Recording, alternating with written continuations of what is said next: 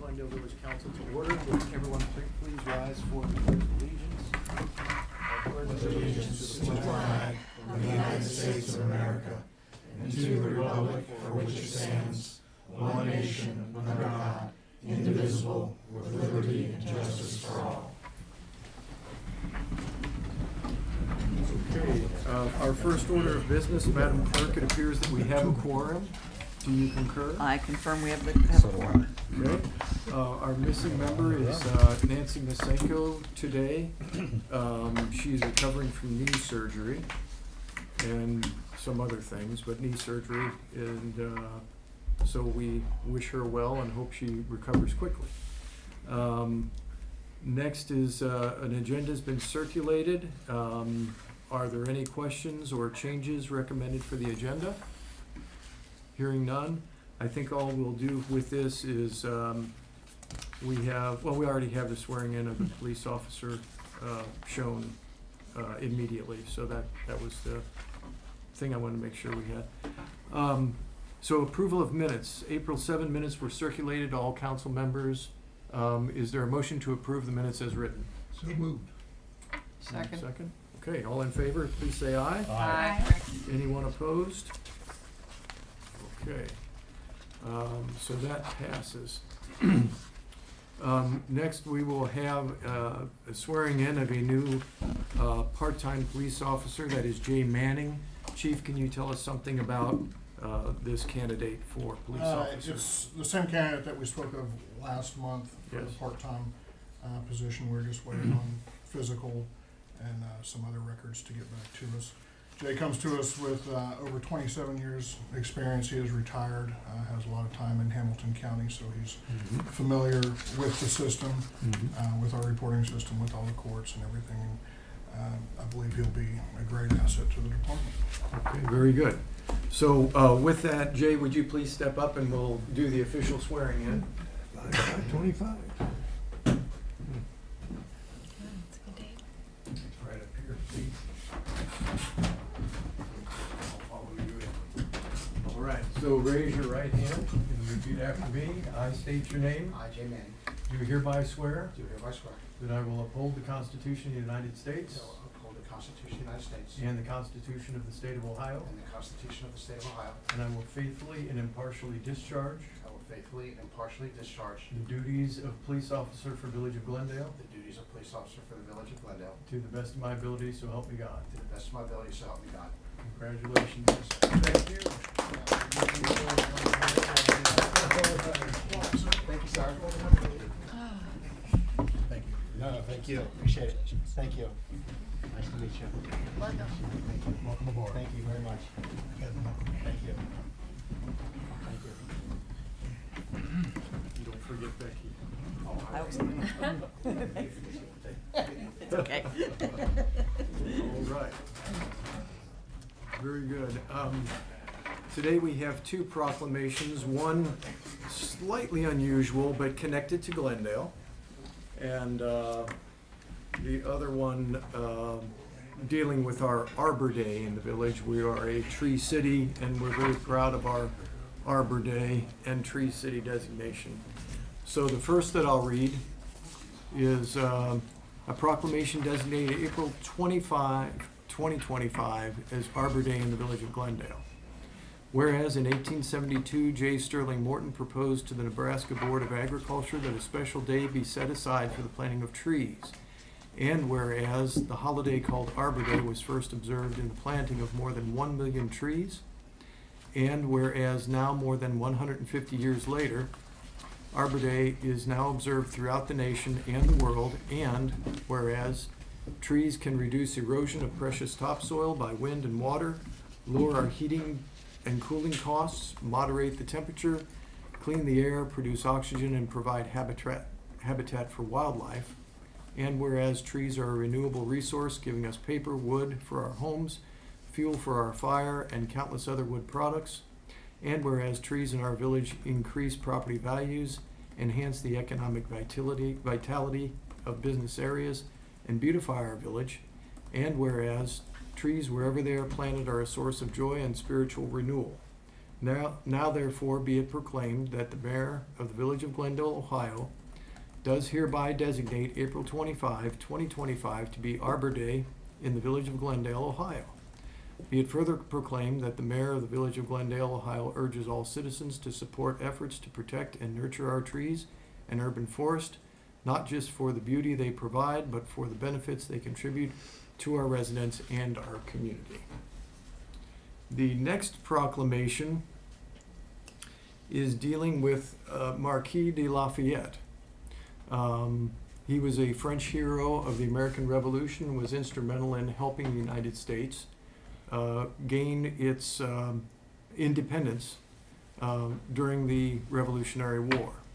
So a group here in Cincinnati requested, along with some folks at the Lyceum, that they have a ball celebrating the 200th year of the Marquis's visit to Cincinnati, which occurred in 1825, shortly after the Revolutionary War, well, 50 years after. And it was very well attended, and we read a proclamation for them at this ball. They were all dressed in costume. It was really, I guess I should have invited everybody to come out. I didn't know it was going to be that big. Anyway, it was a very wonderful event. So this proclamation designating April 26, 2025 as Lafayette Celebration Day in the village of Glendale. Whereas in the tumultuous times of the late 1700s, General Gilbert de Motier, Marquis de Lafayette, a French hero of the American Revolution, whose many faceted activities under the command of General George Washington were instrumental in determining and in assuring the independence of the newly established United States of America. And whereas in 1824, at the invitation of President James Monroe, the Marquis de Lafayette returned to America in a whirlwind tour, was fulsomely welcomed by the people in all 24 states that he visited, and whereas in Cincinnati on May 19 and on May 20, 1825, he was received and entertained by the people of Cincinnati with speeches, parades, fireworks, and finishing with a flourish with a grand ball given in his honor at the luxurious Cincinnati Hotel. And whereas there was present in the crowd a young man, Stephen Lahamadou, whose newspaper, the Cincinnati Gazette, was observing and reporting on the event. And whereas in the years to come, this young man would later become a leader of the group of 30 men who were founders of the village of Glendale. Whereas now, 200 years later, on April 26, 2025, the village of Glendale will be the locale, was the locale, of a grand ball at the historic and beautiful Glendale Lyceum commemorating that event, that visit by Marquis de Lafayette 200 years ago. Now therefore be it proclaimed that the mayor and the council of the village of Glendale, Ohio, does hereby designate April 26, 2025 to be Lafayette Celebration Day in the village of Glendale. So that's that proclamation. Interesting connection. Okay. Now with the proclamations done, we'll move to public comment. Is there anyone that wishes to address council? I see one. Please step to the podium. Okay. Yes, please, Tom. Yeah. And then officially introduce yourself, your name, and your address. Yeah, I'm Dr. Thomas Maseko, and that's 325 Albion Avenue here in Glendale. Okay. And I'm here at the council meeting to address you, asking for information and guidance for myself, a resident of Albion, and the rest of my neighbors as to when is construction of the upgrade in the utilities on that street, which will be rather extensive and I'm sure time consuming. And what I'm asking is, I know you can't give us a definite date, but as soon as possible, a time frame. Mm-hmm. When do you think it's going to start? How long is it going to take? And how disruptive of the flow of traffic is it going to be?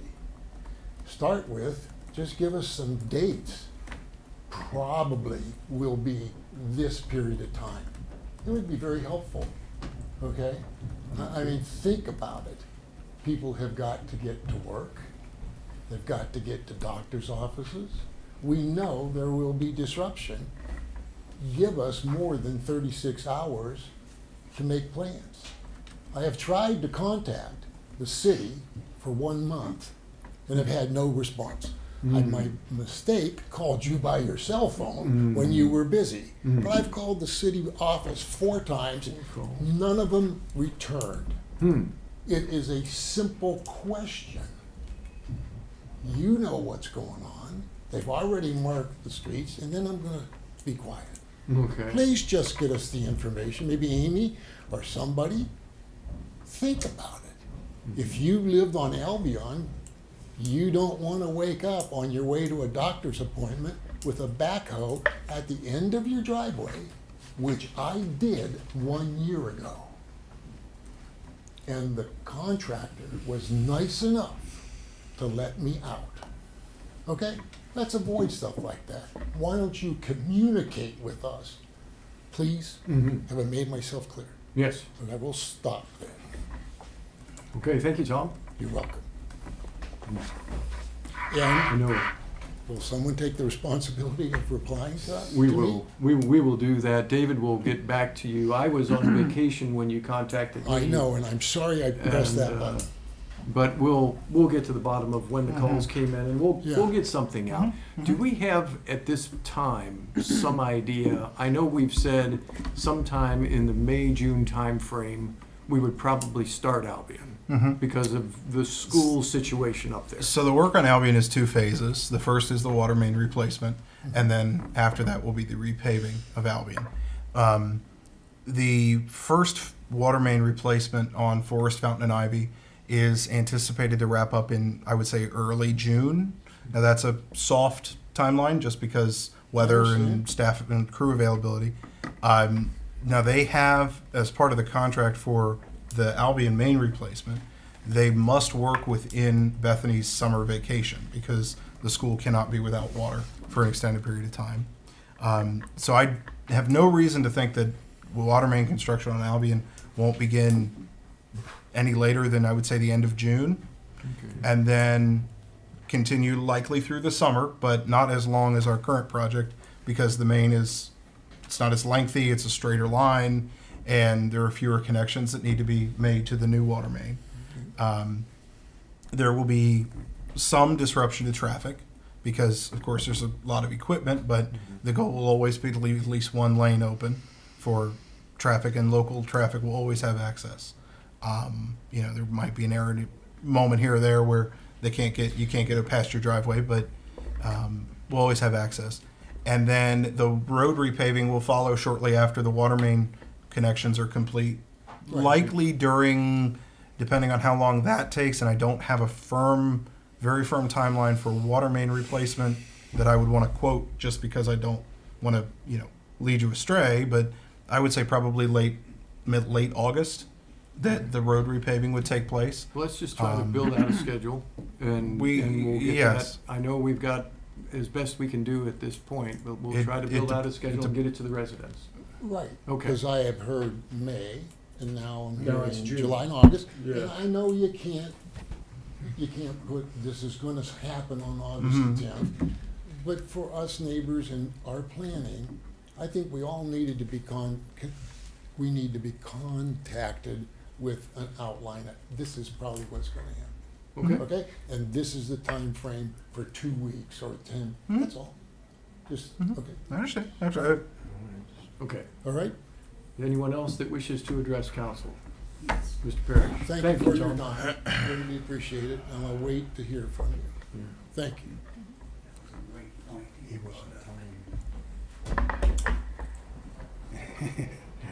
Boy, that was impressive.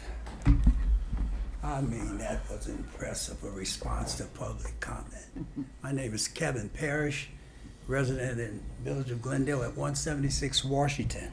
Maybe I can get a response to the question I posed to this council on April the 7th about the CMOM information, the reports that go in monthly that I put on this, forward to this council. I didn't see anything posted as to you guys even addressing it. I've been addressing this issue for some time, and although the solicitor has informed you of your rights, your duties, your responsibilities, It seems like it's still falling on deaf ears. This is a public records request, which you're obligated to provide this information to the public. And yet, arrogantly, you guys still resisting putting this in. So anyway, I have information for the public. The information that I am requesting about the CMOM is the DEFA loan that was given to this village, signed by Mayor Lofty on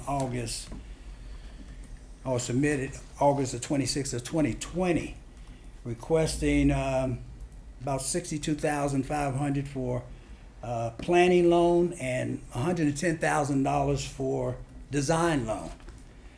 That loan was approved for the village of Glendale. It was in response to the notice of violation down here near the wastewater plant back in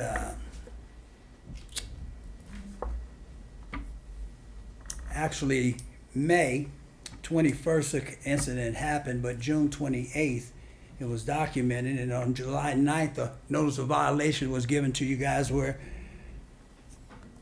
the overflow down here on Sharon Road left shit and tissue all over the grass near the bridge. We haven't heard anything on that. That's $172,000 of planning and design, and with no information about construction. That worries me. I've asked for the CMOM reports, which is demanded for people getting loans from the Ohio EPA, talking about they want to change something, and yet we haven't heard anything. You talk about honesty and transparency. That's what this gentleman's talking about. But you gave him a direct response. His first time here asking you about Albion, and as a white resident, you gave him a direct response. Here I am, and you wonder why I'm here representing people of color? Because there's a distinct double standard that goes on here. I've been coming here for years, presenting problems that we have in our part of the town, and you guys haven't addressed any of it. We have a safety device, a speed bump, incompleted on its beginnings, and 3 years later, you still have not addressed that in this historic village of Glendale because it's in the black area. You haven't put a speed bump near the two parks that we have down here, and you know that the speeders coming from 747 up into Jefferson. But that is not what is important. I would ask all the viewers that are watching this session of historic Glendale Village Council meeting to go back to April 7th and look at the tape recording of this group represented here of when the conditional use was approved. Especially take a look at our mayor, our vice mayor, and our village administration. You have about a minute. And what their response was after the approval. We're so fortunate to have ICRC document these instances in this village of Glendale because they're unbelievable. Finally, I'd like to address the conditions of the Summit Park. I got the scheduling for the parks. Washington Park leading all dates with 16. Saunders Park in second with 8. Summit Park from 3/29 to 5/20, 3 reservation dates. And then you have Finneytown in Wyoming with 6 and 7 dates. And you say that the over $70,000 investment in this park and you cannot even grade the fields? That's pathetic. Okay, is that time? That's time. All right, that's time. Thank you for your comments, Mr. Parrish. As always, you are able to make a public records request, and the village will provide you with the records that they have. I have, many times. All right. For the last years. Okay, But I wanted it on the record today. very good. All right, is there anyone else that wishes to address council? Okay, it looks like none. No one else? So we'll move on. Reports from the mayor, village administrator, standing committees, treasurer, clerk, fiscal officer. So from the mayor, the report this month, there were 2 deaths reported in Glendale. There was 1 birth, but I don't know, did they tell you?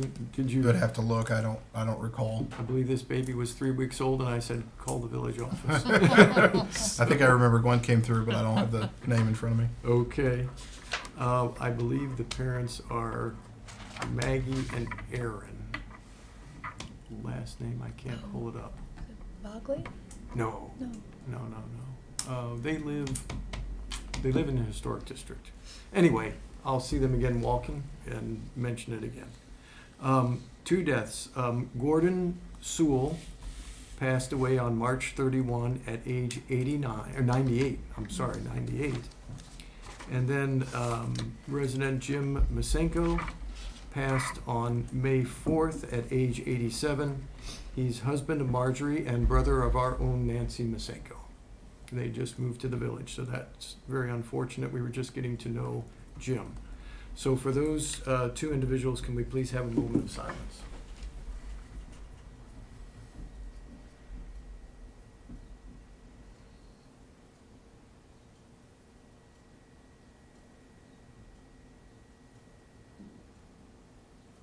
May they rest in peace. Okay, things going on in the village. Glendale Elementary is celebrating their designation or their selection as an Ohio grade school that was inducted into the Grade School Hall of Fame. So they were nominated a month or so ago. Very rigorous and very prestigious honor. They celebrated today at the school with all the kids. The mayor was there along with police chief, a representative from the fire department. I think Damon came. Dane, yes. Dane came, and that was very nice. They'll be continuing the celebration this month. They will have a Brighter Futures Begins Here event, is what they're calling it. That's May 9th at Christ Church from 6 till 7.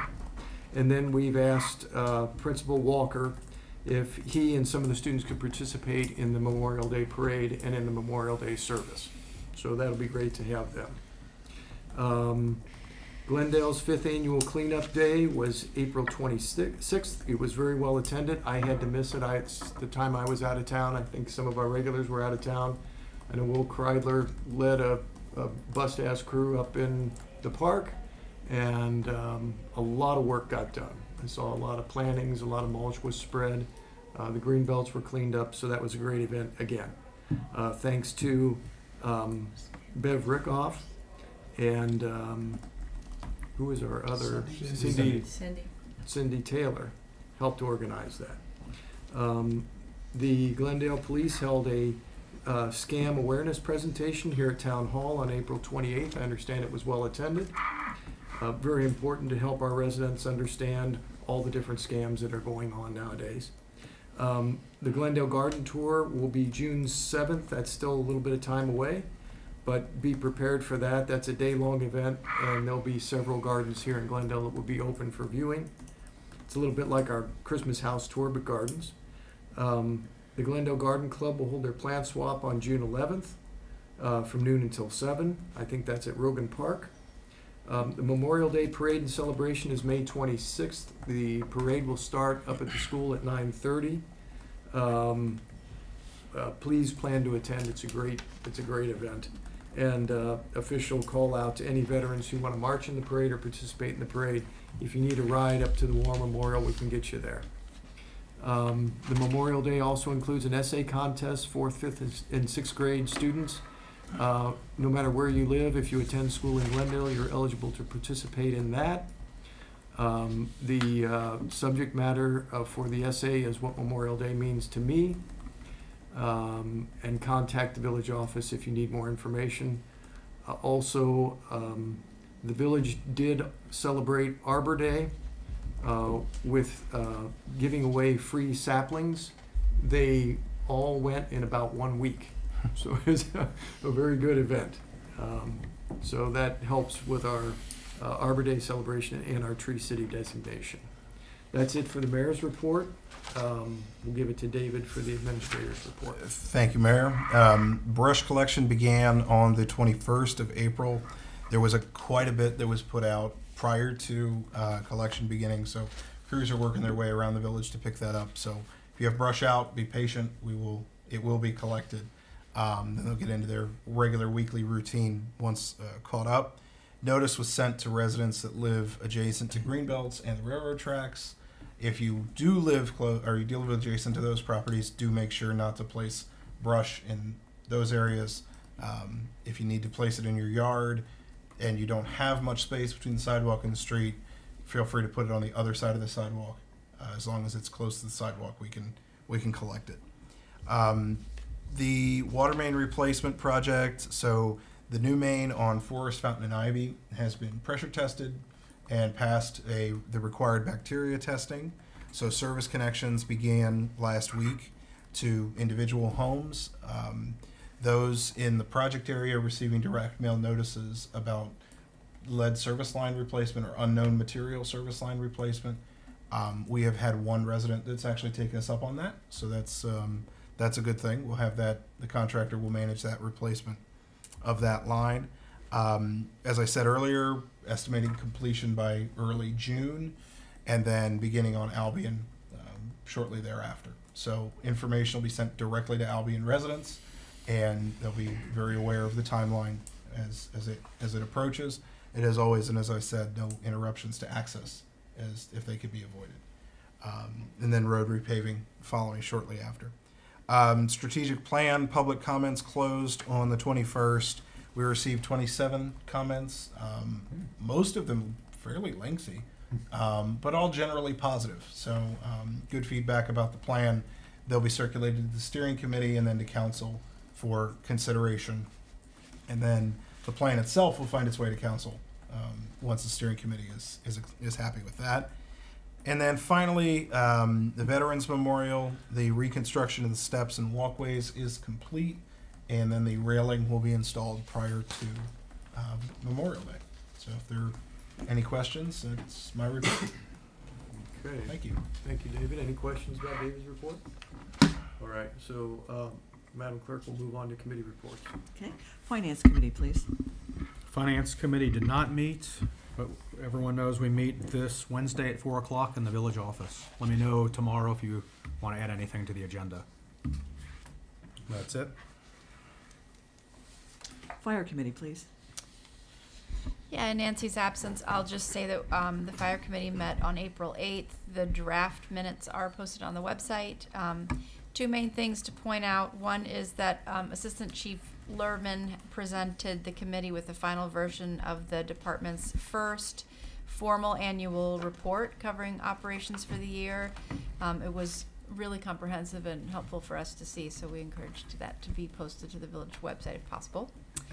And also another big thing for council to be aware of is that as of June 1st, all the old Motorola radios will no longer be functional and supported, and so the department's going to need more, and we will need to build into the budget more radios going forward. Thank you. Thank you. Laws and Claims, please. I'm sorry, should we turn it over to Oh, sorry. That's Assistant Chief just jumped right in. That's all right. Thank you, Amy. Keep this in order. Yeah, so we are working on our monthly report. We'll hopefully get that to you in the next few days. We'll get with Nancy to probably have another fire committee meeting later this month or first part of next. Pretty busy month for us with runs, trainings, mutual aid trainings, and things of that nature. But as most of you know or have seen, we suffered a loss, a tragic loss to one of our firefighters, firefighter EMT Joshua Hennedy. Passed away unexpectedly on Sunday the 27th of last month. His family, they're all from New Jersey, out of town. Josh came to us in August of 2023 with a firefighter EMT certification and was looking to make this a full-time career. His last shift with us was a few weeks ago prior to his unexpected passing. He also joined the Sharonville Fire Department a few months ago and was just getting ready to start paramedic school. So he was one of those guys that we really enjoyed having around the station. Is a real big, gentle giant type of a fella. Very big smile when he came in. He was eager to learn, and we're truly going to miss him. So, thank you. Thank you, Scott, for that remembrance. Thank you. Laws and claims, please. Thank you. Laws and claims met beginning of April, and we firmed up the pods, dumpsters issue, which Mr. Lumsden will discuss later. We also talked about possible or proposed ordinance on junk and yard debris. We're continuing to look at that, and I know that Mr. Lumsden had also indicated that he was going to do some research on that.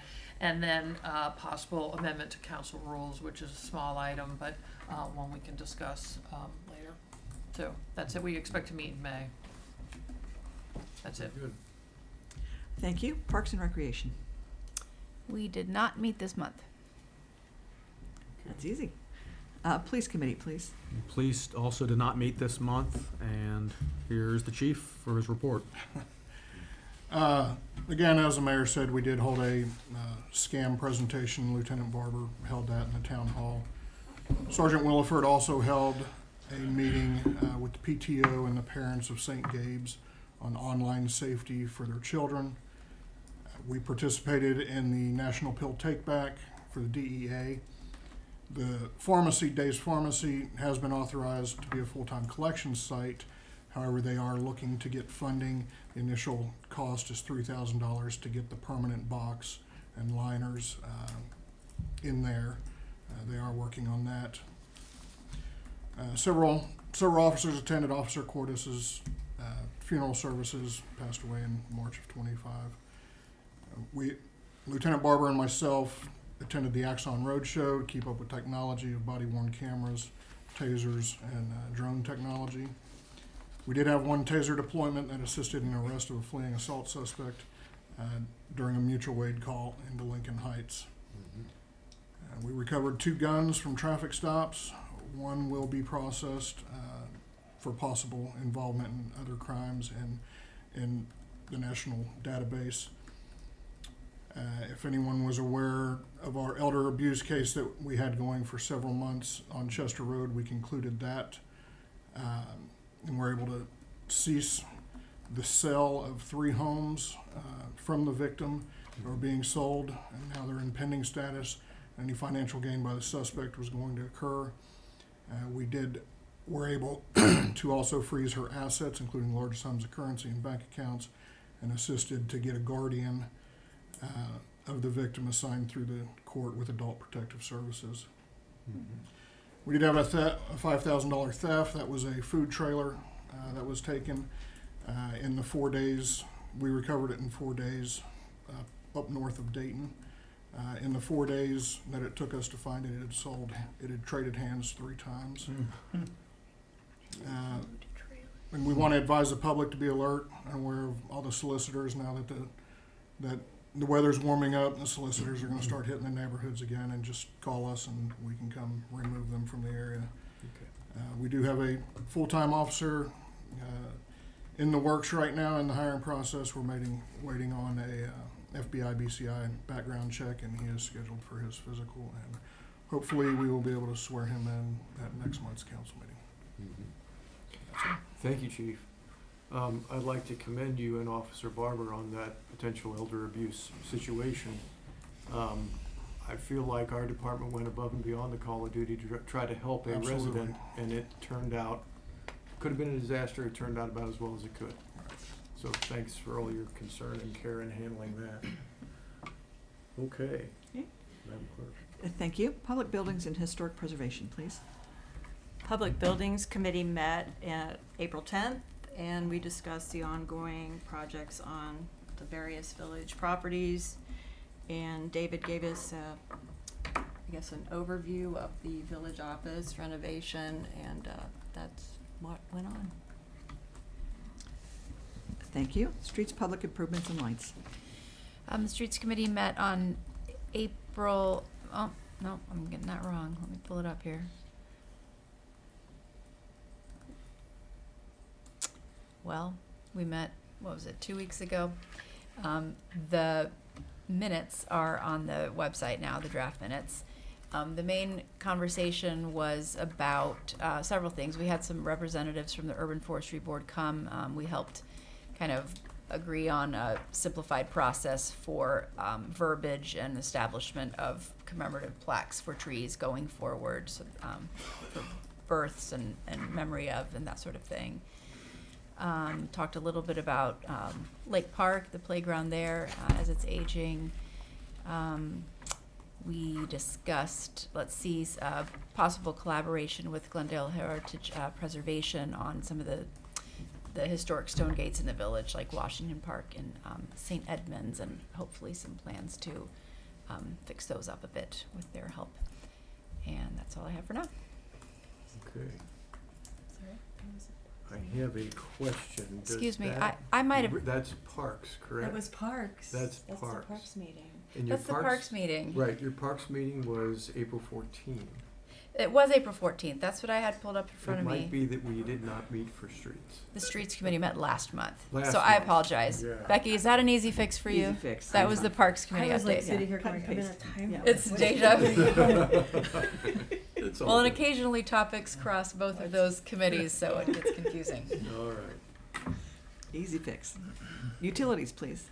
Utilities did meet last week, and the purpose of the meeting was to take a look at the financials from the first quarter. We got revenue for the first time from the increase in the rates, and it appeared to be on track with what was expected.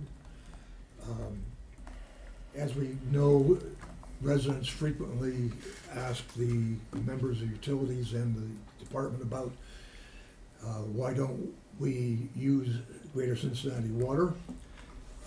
The committee had requested that David contract the City of Cincinnati, or more accurately, the Greater Cincinnati Water Works, because they're a separate entity, to request from them a quote as to what it would cost for them to provide water to the village. There was some time getting a response, but it was received on the 24th. And the committee met to take a look at the cost, terms, and conditions of their offer. There was a lot of discussion on it. No conclusions were reached. There's a lot to discuss, and we needed to get further detail from what we have previously discussed, which we will collect and review, and we'll plan for the committee to meet again, not in a month, but probably next week sometime. And that is the status of the Utilities Committee meeting. Oh, by the way, the minutes will be on the website sometime tomorrow or Wednesday, I believe.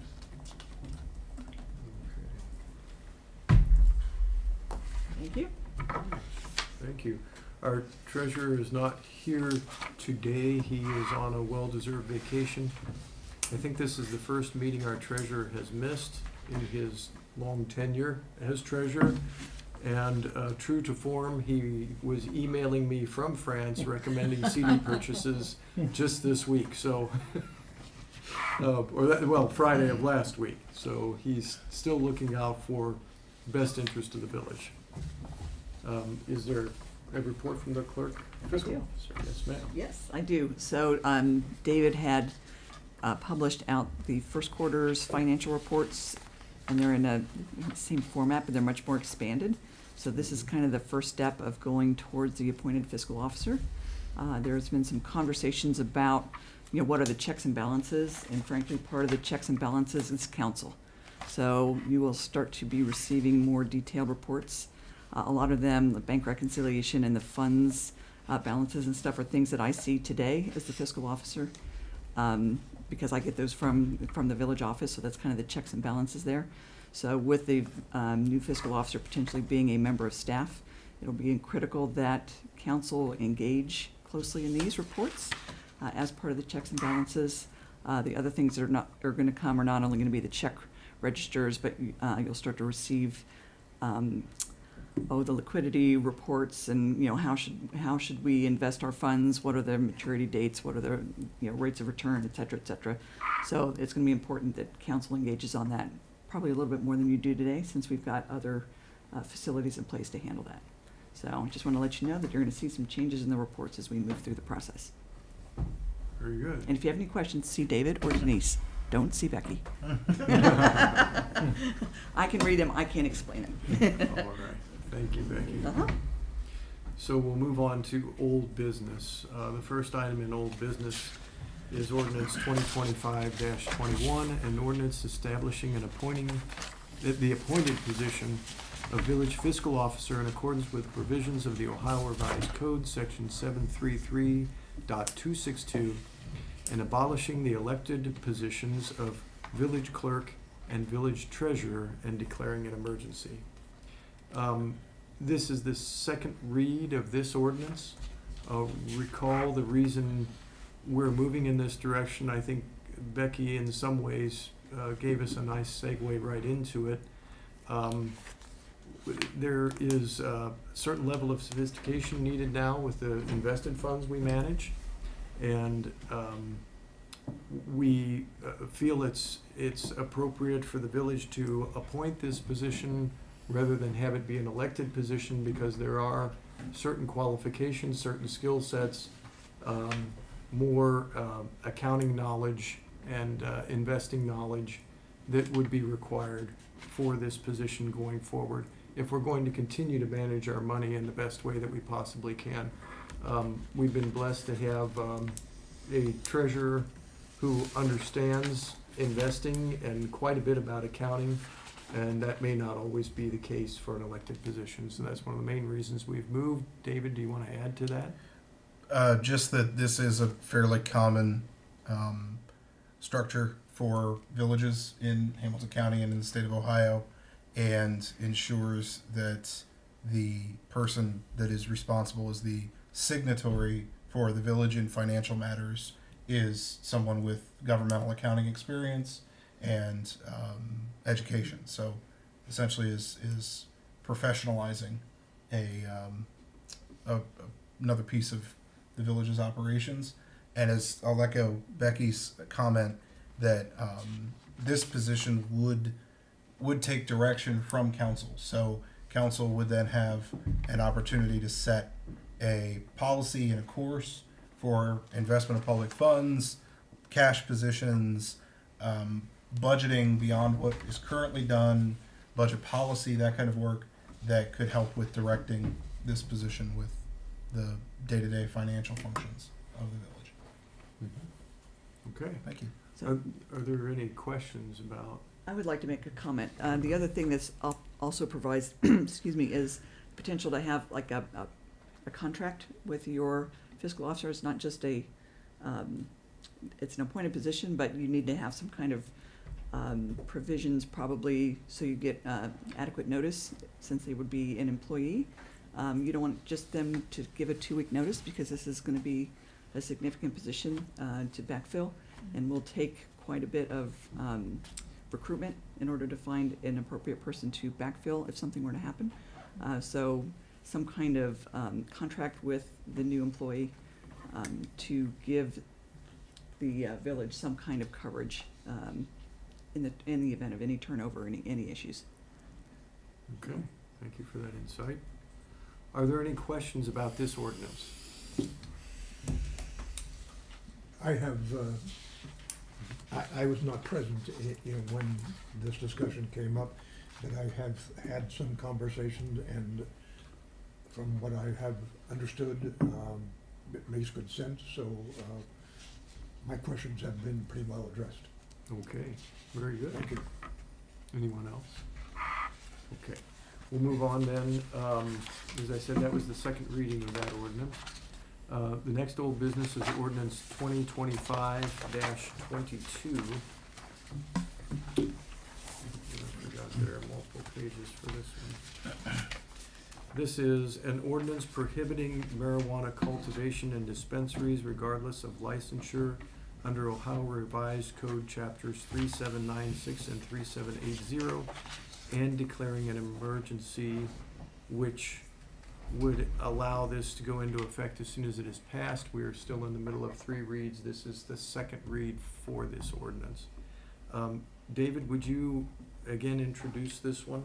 Sure. And then any questions? Thank you, Mayor. So as we talked at the last meeting, there are some properties in the village that are within, we'll say, the eligible boundary for state guideline or state law on marijuana dispensaries, medicinal or recreational.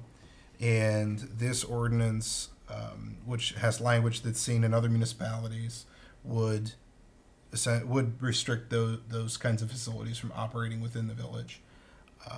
So they would not be able to open a dispensary in the village under this ordinance. Okay, are there questions about this ordinance? Comments?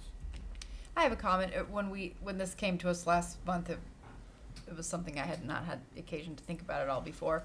But after doing some reading about it, I do agree that it would be best to disallow this in the village. It seems like there is a very high positive correlation between dispensaries and crime rate in the immediate vicinity of a dispensary, specifically theft, which I don't think we would welcome. Also, there tends to be sort of odors, the odor of marijuana seeping out between buildings, people connected to the immediate building, those living upstairs, and that sort of thing. So for those reasons, I think that makes sense. I think that it's a little hypocritical. I mean, I don't want a dispensary, but I don't not want a dispensary. I feel like in a village that, has, 4 bars and a store that sells alcohol and tobacco, that having its event, to say we're not gonna allow dispensaries is just hypocritical. There are a lot of regulations with the dispensaries about who can go in. It's not illegal. I mean, it was passed in Ohio. You can smoke pot if you're an adult. It's the law. I mean, I kind of feel the same way about them that I feel about vape shops, to tell you the truth, which is, it's not my place to regulate what somebody else wants to do with their body. And the only other business that we have outlawed in Glendale has to do with peep shows and pornography, basically. And so it's a blue law. It's targeting one specific area, and I just think it's a bad precedent, so. Okay, thank you for sharing that. Anyone else? Any comments? Okay, so this is the second read. Again, we'll read it for a 3rd time next month. New business, moving on. Ordinance 2025-23 is an ordinance authorizing amendment of the 2025 appropriations of the general fund and declaring an emergency. David, can you tell us about this? Yes, Mayor, thank you. And I will kick this Chief Keast here in a moment, but the village has an ongoing equipment and service agreement with Axon Enterprise for body cameras for our police officers. That agreement was entered into in 2021 and has provided our officers with body cameras and the software to review footage, edit footage, cut footage for case files, those kinds of things. And the equipment is coming up the end of its useful life, and the contract is coming up for renewal. So the village has been approached by Axon to renew that contract at a discount a year early, and we would also be expanding the storage capacity of our body camera footage, which would allow us to hold on to footage a little bit longer and refer to it if we need to. But also too that this is another 5-year agreement. There is a replacement equipment opportunity about halfway through the agreement when Axon comes out with new cameras. The contract is slightly more expensive than the previous annual payment. Current contract's about $9,400 a year. This one is $14,700 a year. It does cover that expanded service and then that renewal or that replacement of equipment at about 2.5 years. So if the village is looking to enter into that contract this year, which I would recommend given the price increase that we've seen in 4 years, and I'm sure 5 won't be much cheaper, then the additional appropriations are needed to enter into that mid-year, and that's the $9,500 here. So, Chief, I don't know if you have anything to add about the cameras or capability. Currently, our cameras, a lot of our officers work 12-hour shifts. The cameras, again, coming to the end of their life. They're not lasting 12 hours, so partway through their shift, when they come in for lunch or whatever, they have to stick them on the charging bank. Sometimes they'll be back off lunch and out for 15-20 minutes and say, oh, I forgot my camera, got to come back and get their camera, when normally it's put on at the beginning of the shift, keep it on for your whole 12 hours. So renewing the contract this year instead of next has quite a bit of savings from the to renew it now. Then next year, I'm not exactly sure what that number is, but I know it was fairly considerable to renew now. We also get our tasers through Axon. We try to stay, I'm trying to keep as much equipment with one vendor that we can, and this being able to get new cameras halfway through the contract will be beneficial. Okay, you say halfway through the contract? Right, this will be a new 5-year contract, about 2.5 years in. If they come out with a new camera, we will get the upgrade for free. For free, okay, all right. So we are in the middle of a 5-year? We are in our last year of it. Our last year, I got it, okay, gotcha. Any other questions about Yes, this? So David, I know I've asked the committee heads this year to, let's try to minimize new spending compared to the budget. So I guess the risk would be if we wait it out, if we just say, no, this is part of the budget, the current, let's wait until next year. The risk would be that would be more than the 9,500. At the rate that this contract increases, and this is like high-level mustard math. If the rate that the contract is increased from when we originally signed to what they're proposing now, if that holds for another year, that additional increase would outpace what we would be paying to initiate today with a new contract. I know that sounds sales pitchy, but I assure you that those numbers hold. That the new contract would essentially allow us to enter into a price for the next 5 years, which, given the price increase from 21 to 25, 26, obviously was a good move at that point, because we see how much prices have increased since then. I'm nervous to see where they might go in the next year or so to wait to renew. In addition, I know Chief has talked about storage capacity issues and now battery issues with the cameras.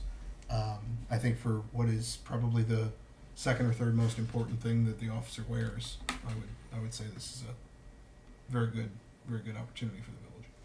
Is there any kind of competition possible to? There are other companies that do manufacture body cams. I don't think you'll find any department in Hamilton County that goes with anyone but Axon.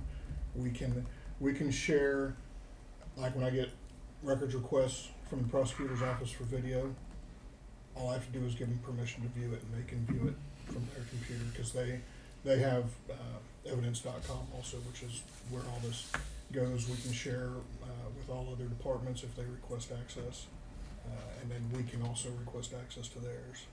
If we go with another company, we lose that capability. Thank you. So it feels like it's a situation where we're going to pay more. We don't pay as much more if we renew now versus waiting to renew at the end of the contract. David, you and Chief are both concerned that it will be significantly more than what this additional money represents now. Yes. Okay. So any other questions? All right. Is there, yeah. what is the time frame that a decision must be made before the contract offer, for example? This offer expires on June 1st. June 1st, so it's not 3 weeks before. Couple weeks.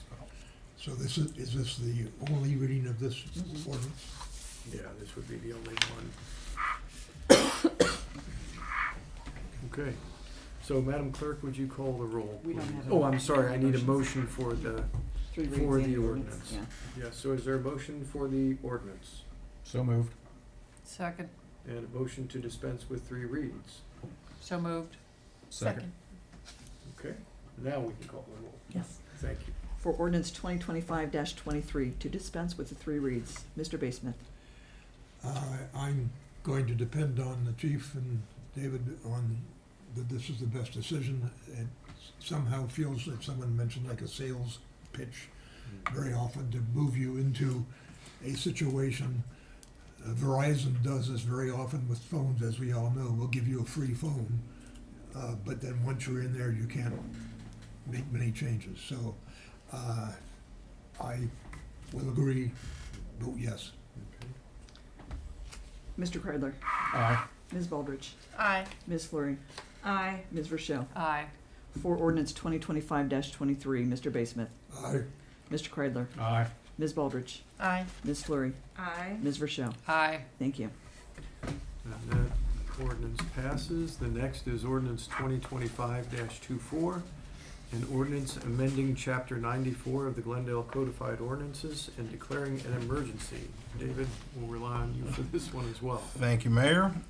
This came from the Laws and Claims Committee, and I don't know, John, if you have anything to give an introduction. You're shaking your head. I don't know. Well, no, go ahead. I mean, I think it's, you know, we've It talked could be about either it one of a you. number I'm of sorry. times. No, I You go ahead, do your summary and all right, here we you go. So the committee had talked about regulating portable storage units, which I'll kind of call pods interchangeably, but that's just one brand. It's like saying Band-Aid for bandage. But pods and dumpsters, they were discussed at January, March, and April laws committee meetings this year, and I'm sure they've come up at previous meetings as well, but discussed in depth at these meetings.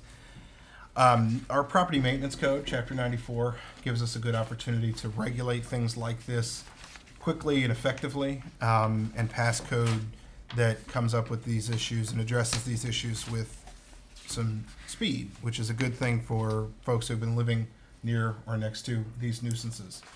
The attached exhibit on the ordinance is a result of that discussion out of the Laws Committee, defines dumpsters, defines portable storage units, and then provides regulations for each, and mentions that unless someone is desperate for me to, I'm not going to go item by item on this, but essentially limits dumpsters and pods to a certain time frame, and sets specific locations for them to be located based on whether there's an open building permit for the property. If you have construction going on, a pod or dumpster might be necessary, and that is taken care of in this ordinance. So too are commercial dumpsters.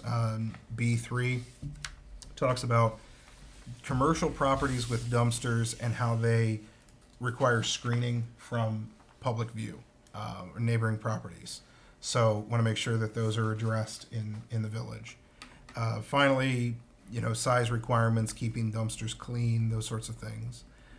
Pods, similarly regulated, that they can be kept for a period not to exceed 30 days or 90 days with a permit, and then also setting some size restrictions on those as well. Very good. Anything to Yeah, add? and I would just say that this ordinance, like others that our committee has addressed, are the result of, complaints from residents who, are, their home is sitting next to another home with pods or pod, whatever, in a driveway or backyard overgrown with weeds, and it's just a way to address those kinds of issues. And as Mr. Lumsden pointed out, it's 30 days, but with if you have a valid builder's permit or whatever, you can, there's certain, flexibility, I should say, with respect to how they're managed by the village. Very So- good. Very good. Okay. I think this will help. There have been some nuisance items like this that have just kind of hung around, even though the resident has been prodded that they should not have this type of thing on their property for long periods of time. So I think it really cleans it up and is well done by laws and admin. I have a question. I mean, it's a friendly question. How are we going to enforce this? How do we enforce it? How are we enforcing it? Because we have laws that that it feels like there just nothing happens with, Okay. you know, stuff in yards, cars, for an example. So how are we going to enforce the Well, dumpster thing? the Chapter 94 is enforced as part of our property maintenance code, Okay. which is ultimately by ordinance. I'm the code officer, code official. So NIC is the designee that does that enforcement process. So properties that are in violation will go through just like the property maintenance code for lawn grass, junk vehicles, junk in the yard, whatever those violations are. They'll receive notification through those channels that they have to comply within the timelines that are outlined here, or if they have a building permit, they need to, they're going to be those dates are going to be explained to them, and then next step and recourse of what happens if they don't comply, which ultimately would after there are notice steps that are required by property maintenance code, but ultimately would end up in a mayor's court citation. I have one more question. And it is, do people getting pods or dumpsters need to notify the village when they're getting those, or they just get them and then we figure it out later? No, we don't have a permitting process. I was just curious. I did talk there are some municipalities that have like a permit or a notification requirement. For the village, we would, for a dumpster, NIC is inspecting weekly. I'm driving around the village on a frequent basis. If we see one that's new, we'll of course notify them. Those who have them currently will be notified as well. Okay. And then of course if anyone calls and says my neighbor's got a dumpster going, then we'll follow up with them as well. Thank you. Before we close this out, Yeah. I know we'll get questions about grandfathering. Can you Yes. address that? No. We won't. If you no, what I will say is, there is some likely going to be some conversation with folks who have them and let them know, hey, this is new and you have to comply with it. It's not going to be an immediate, we're going to tow it off your property or anything like that. But the property maintenance code, the benefit of it is that it does allow us to move pretty quickly once council designates something as a violation. Okay, thank you. Okay, very good. So is there a motion for ordinance 2025-24? So moved. Second. Second, and is there a motion to dispense with 3 reads? So move. Second. Okay. So, Madam Clerk, could you please call the roll? For ordinance 2025-24, to dispense with the 3 reads, Mr. Basemith. Aye. Mr. Kreidler. Aye. Ms. Baldrich. Aye. Ms. Fleury. Aye. Ms. Rochelle. Aye. For ordinance 2025-24, Mr. Basemith. Aye. Mr. Kreidler. Aye. Ms. Baldrich. Aye. Ms. Fleury. Aye. Ms. Rochelle. Aye. Thank you. Okay, so that ordinance passes, thank you. Next is ordinance number 2025-25, an ordinance amending chapter 96 of the Glendale Codified Ordinances and declaring an emergency. This particular ordinance has been touched on by a couple of different committees. Police, I think laws looked at it possibly very briefly. And the administration, I think more than anybody else, brought this forward after resident complaints. Yes. So David, would you take this, and then we'll let these other 2 committees also give input? Parks brought it up as well. I should have mentioned that too. Yes, thank you, Mayor. In 2022, I believe it was 22, the village reevaluated their park facility rentals, fees for park facility rentals, and drafted new language under Chapter 96 that is shown here, and for your reference in Exhibit A, what is underlined as new language, what is struck through is to be removed. And following that language and simplifying, clarifying the rental process for our park facilities, we still found that they were being essentially abused by outside groups and non-renting groups. Rentals are an opportunity for us to keep tabs on who uses fields and how frequently, and making sure that they're maintained based on the amount of use that they receive. But so too for the fees that we charge to supplement the costs of maintaining the fields. Last year we had a large use of groups that were not reserving the fields, and we ended up setting a process up of restricting the rental of the parks to resident groups only, and enforcing groups of 6 or more not being able to use the field in an organized fashion without a reservation. And this essentially is codifying that language. Then the other change is Chapter 96, as it stands, has no penalty associated with it. And so this would allow the police department, if they do encounter a situation where somebody is using the fields in opposition to the ordinance, they do have an opportunity to actually have some teeth on the enforcement of the ordinance. So are there questions about this? And the officer on duty is made aware when there is a rental, Yes. a legitimate rental going on. They should have paperwork available if they're stopped, because when you reserve it, you are given paperwork, I believe. Yes. Yeah. We notify, and administrative office notifies police weekly of rentals of all facilities. Question, David, we had talked in one committee about groups of more than 4, and this says more than 6. So I just wanted to double check that that's been changed. I think it was just since we are setting this, and it is essentially a mayor's court, it is a citation, making those groups a little bit larger. We can always dial it back down to 4. 6 seemed to be a little bit more, I think, a little more lenient. But we're talking the groups that are using the parks that are not reserving it, but are still putting an immense amount of wear and tear, are 15, 20 people. They're large groups of people using the parks without reservations. Okay, any other questions? Could I propose a Yes. amendment? We shall have, it should say shall be a minor misdemeanor and fined, not more than, to be able to be cited by the officers. I noticed that Lake and Saunders Park are not listed on here. Does that mean, sometimes Lake Park is desirable for sort of organized, like a, hey, let's all go play Frisbee type of thing. Is there anything that we need to have in mind about a situation like that? No, the goal here is to regulate the, and Saunders is a new addition to that list, but is to regulate the fields that are specifically designed and maintained to be athletic fields.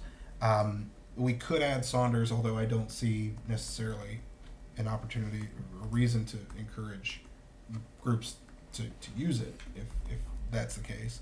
But the soccer field at Washington Park and obviously the baseball diamond at Summit very clearly those are dedicated sports fields. The shelters as well are dedicated facilities. So large open areas, it is still a public park, so they still have access to it. Right. But without using the baseball diamond and backstop, or without using the soccer field and goals, that's where the reservation requirement is triggered. If you're, just a group of people in a public grassy area, there's really not too much we can regulate with that. I think there was some sort of a softball game or something at Lake Park last year, so it came to mind. I'm not suggesting it wasn't okay for that to have happen. I just was wondering if it's that we should be requesting that. Yes, we should keep an eye on that, and if we need to, we can add it. Yeah. Yeah. Okay, any other questions? So is there a motion for this ordinance? So moved. Second. And you'll want to do a motion to amend as well. A motion, oh yes, for the amendment, I'm sorry. It's okay. And we need a motion for the amendment under penalty where we added shall be a minor misdemeanor and fine not more than $100. Yes. So is there a motion for that friendly amendment? So moved. A second? Second. And do I need a roll call vote for that, or just a Voice voice is fine. vote? Okay, so all in favor of that friendly amendment? Aye. Anyone opposed? So the friendly amendment passes. And now we're back to the ordinance itself with the amendment. Is there a motion for that ordinance? So moved. Second. Second, okay. And then is there a motion to dispense with 3 reads? So moved. Second. Okay, Madam Clerk, would you call the roll, please? For ordinance 2025-25, to dispense with the 3 reads, Mr. Basemuth. Aye. Mr. Kreidler. Aye. Ms. Baldrich. Aye. Ms. Fleury. Aye. Ms. Rochelle. Aye. For ordinance 2025-25, Mr. Basemuth. Aye. Mr. Kreidler. Aye. Ms. Baldrich. Aye. Ms. Fleury. Aye. Ms. Rochelle. Aye. Thank you. Okay, so that ordinance passes, thank you. Next is resolution 2025-17. This is a resolution approving the application for the conditional use of the property at 42 Washington Avenue for a club as defined by Glendale Codified Ordinance 152.21B10 pursuant to certain conditions. So this goes back to last week's meeting. We did not have the resolution prepared because basically we had to determine what the resolution was going to be. But we did have a verbal vote on the use of Eckstein School as a club, as designated by our ordinances, a club being a facility that's used for community activities, in this case, a community arts center.